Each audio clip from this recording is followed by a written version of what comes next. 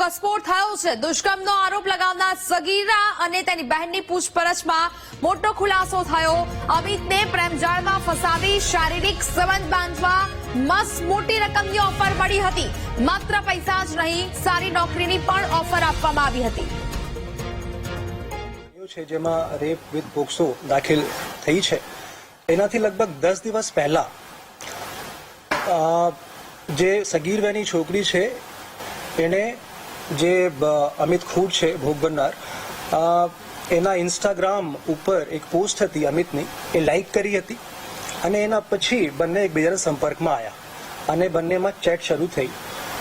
આટલું જ નહીં, જે સગીર વયની છોકરી છે એમના જે ક્રેડેન્શિયલ્સ છે ઇન્સ્ટાગ્રામના, એ વ્યક્તિ એક્સ જે છે એને લઈ લીધા અને પોતે જ સગીર વયની છોકરી બનીને અમિત ખૂટ સાથે ચેટ પણ કરતા હતા।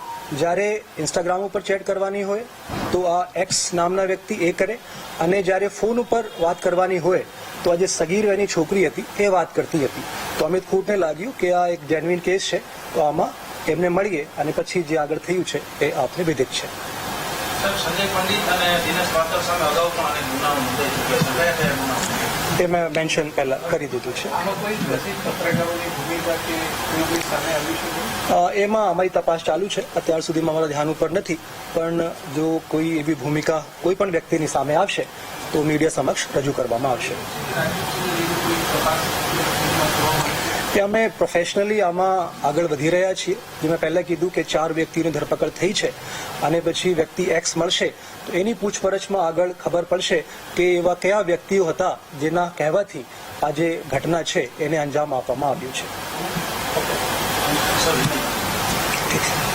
એક મિટિંગમાં જવું છે। તો જે પ્રકારે હવે અનેક ખુલાસાઓ છે તે થઈ રહ્યા છે, એટલે કે માત્ર પૈસા જ નહીં પણ સારી નોકરીની પણ અહીંયા ઓફર આપવામાં આવી હતી।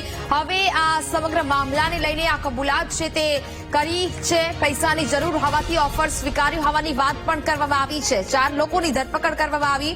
કોંગ્રેસના અગ્રણી દિનેશની પણ ધરપકડ કરવામાં આવી છે। સગીરાએ અમિતને સોશિયલ મીડિયાના માધ્યમથી ફસાવીને આ કાંડને અંજામ આપ્યો હતો। પોલીસે સગીરા અને તેની બહેનની પણ અટકાયત અત્યાર સુધી કરી લીધી છે। સંજય પંડિત, દિનેશ પાતનની પણ ધરપકડ કરી પૂછપરછ છે તે શરૂ કરવામાં આવશે।